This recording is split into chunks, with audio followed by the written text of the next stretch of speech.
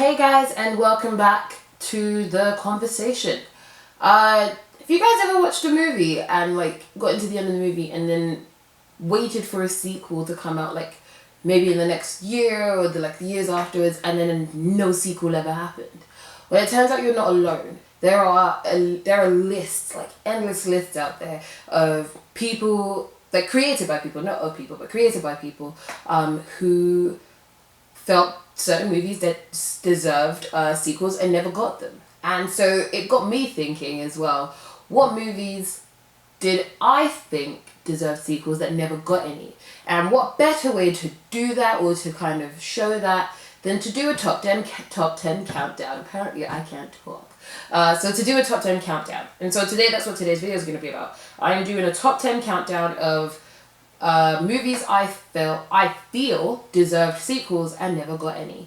If you guys agree with my list, leave a thumbs up down below. If you disagree with my list, leave a thumbs down as well. It's totally okay. If you feel like there's any movies missing from my list, feel free to add those in the comment, because I'd love to know what other movies as well. But yeah, without further ado, let's get into it. I'm just going to unlock my phone because I put my list in my phone as I put everything in.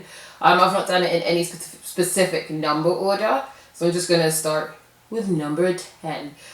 Remember, these movies, it's not how I rank the movies, these are just 10 that came to mind.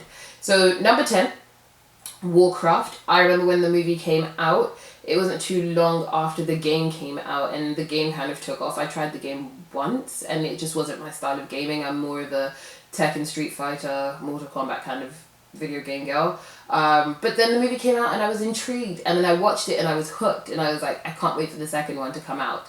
Except when the second movie came out, and so it was like, oh, and if you're a repeat movie watcher like I am, I kind of keep giving myself that disappointment by rewatching the movie and still realizing that I'm not gonna get a sequel, even though they set so many things up to give it a sequel. They just never did. Anyways, number 9 would be Rise of the Guardians. I love this movie. This movie is actually in another one of my top 10 lists, which would be my top 10 animated movies. Rise of the Guardians is based off of a book series by William Joyce called The Guardians of Childhood, and a short film called The Man in the Moon.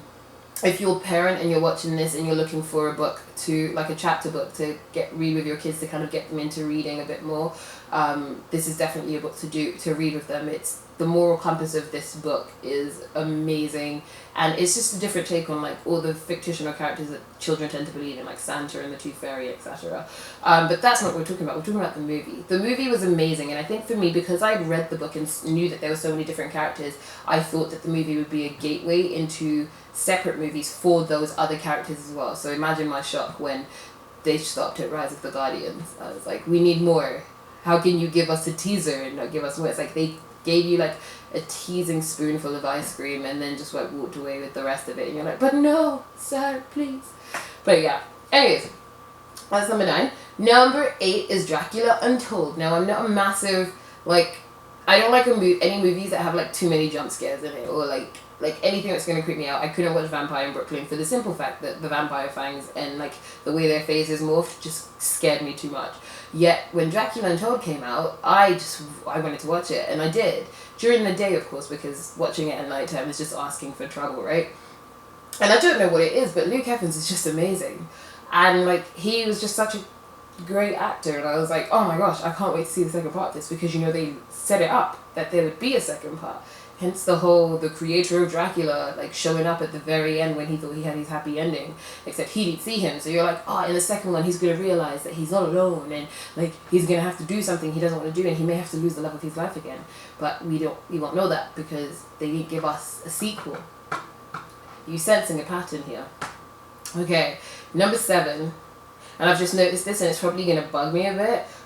Fifth Element. It's going to bug me because I'm kind of wishing I put Fifth Element as number 5. So then I could be number 5 is Fifth Element. And that just would have made me feel really happy on the inside, but I didn't. Anyways, we're going to not dwell on that. I'm just going to move along. Anyways, Fifth Element is a classic movie. It's an awesome movie. If I walk up to anyone in my generation and I say multipass, they're going to know exactly what I'm talking about.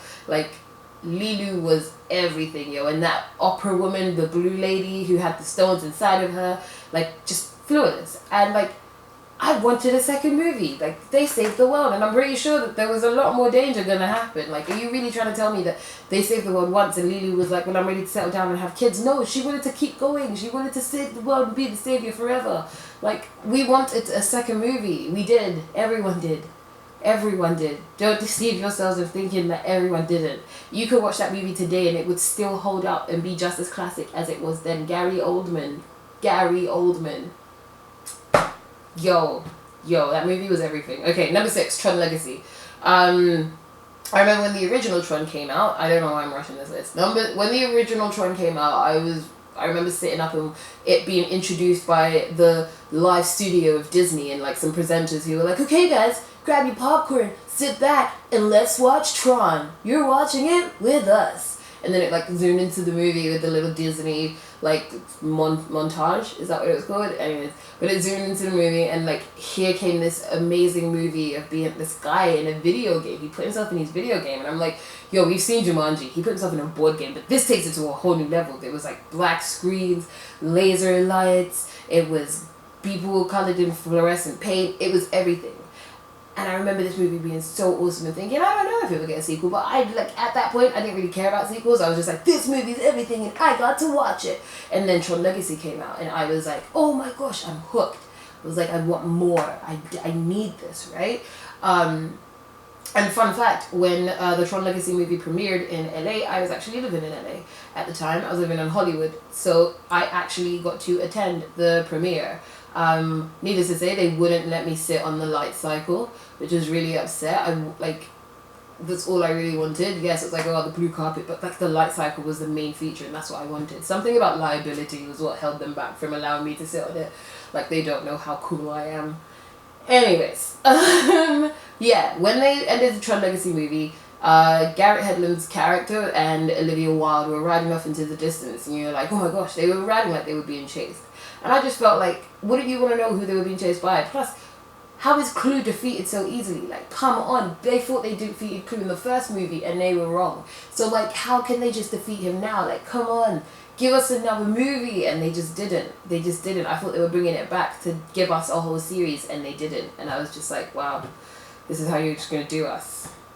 Thanks. Anyways, number 5 is Jumper. And I'm not referring to the British version of a sweater. I'm talking about the movie Jumper with Hayden Christensen, Rachel Bilson, and Samuel L. Jackson.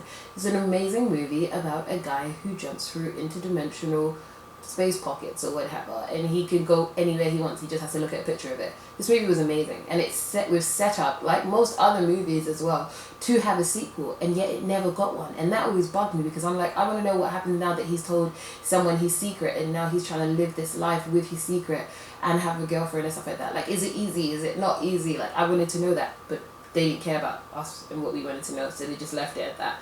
Plus, Samuel L. Jackson had hair that was this colour in the movie. And he wore a 2-piece grey suit and moved really slowly and smoothly, like he never chased anyone. And I was like, oh, you're so cool. Anyways, number 4 is John Carter. A lot of people I know didn't like John Carter. I think I'm the only person I know that likes John Carter, and I would have loved a second movie. Just because I've read the literature on John Carter, and I thought it's awesome. I'm like, yo, John Carter is actually pretty cool. And the movie was really good. A lot of people don't agree with me. If you don't agree with me, leave a comment down below. I'm very curious to know how many other people don't agree with me. I think it was perfect. I loved it. I wanted to know if he made it back to that balcony and if it was like the same or if it was different. Like, and they just didn't care to tell us. It was really sad. Anyways, number 3, Ender's Game. Again, having read the book, I kind of thought they were going to go in that direction as well, where they would give us multiple movies, and they didn't. And it's just like, the first movie was more so focused on him kind of discovering his mission and then leaving for his mission, but they never really gave us anything else in as much as, like, did he complete his mission? Like, did he not complete his mission? Did he die trying to complete the mission? Like, what was the outcome? Like, I would have liked the second movie to kind of dig deeper into that storyline, but we didn't get one of those either, so Ender's Game definitely makes my list. That's another one. Okay, number 2 is I Am Number 4. I'm bugged out by that as well because I should have made that number 4 and I didn't, but it's okay. That would have been so cool if it was like number 4 is I Am Number 4, but it's okay. I'm not going to dwell on that either. That movie was amazing. I don't care what anyone says. I think that movie was great. I think it was done well. I love the book series. Again, I'm a bookworm, so this shouldn't shock you right now. But yeah, I love the book series, and I just thought the movie did great. Why wouldn't you give us more? But apparently that doesn't matter, and the movie probably didn't do as great as I think it did. But I still wanted a sequel. Like, oh, they left on this adventure, and you're like, oh my gosh, I can't wait to see what this adventure holds. And like, it was like, well, I guess you're gonna have to use your imagination or actually go out and buy the book, which I ended up going out to do. So like, I guess it kind of worked, but like, I wanted to watch it too. Anyway, coming in first place, and I'm gonna lock my phone now because I don't need it, but coming in first place is going to be Aragon.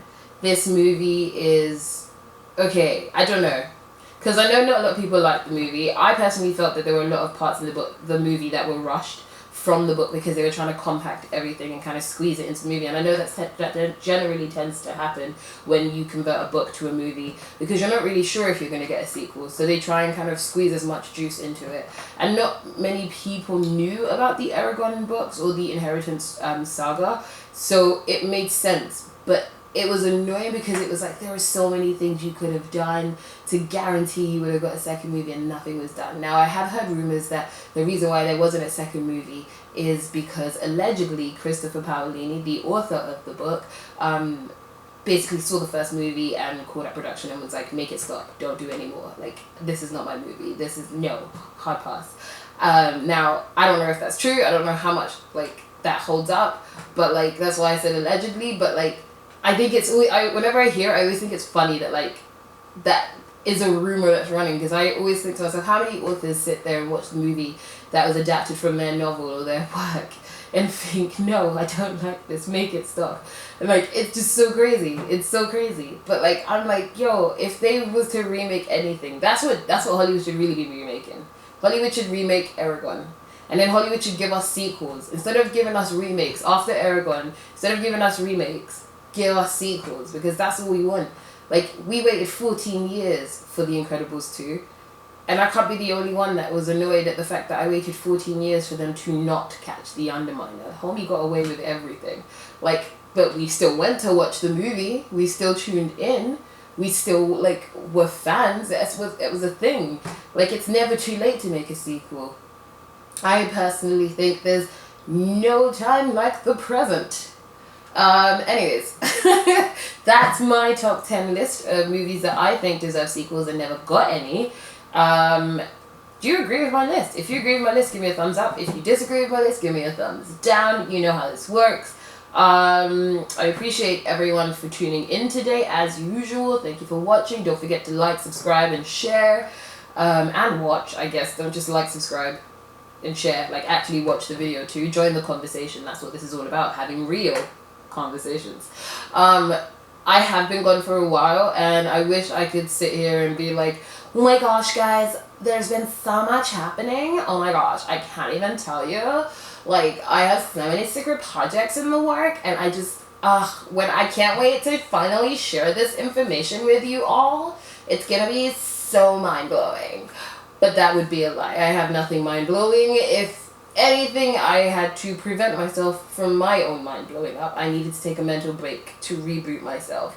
And I am back, and I'm rebooted. And thank you to everyone who kind of stuck around and waited. Thank you to everyone who reached out and was like, we're waiting on that next video. Like, I appreciate it. Thank you to everyone who stays in touch and interacts and stuff like that. That's really cool, because that's what I want. I want to open up conversations with you guys. So thank you. I really do appreciate it.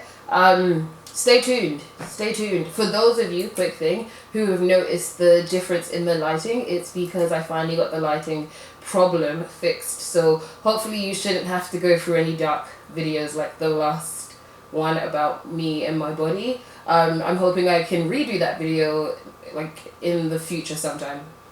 And like with better lighting, because now that I've got that fixed. So yeah, anyways, moving past all of that fun stuff. I have got the lighting fixed. I am back. I'm good to go. And that's that. Thanks for tuning into the video today, guys. I've had so much fun, as per usual. Be safe, have fun, and don't forget, most importantly, to be you. Bye, guys.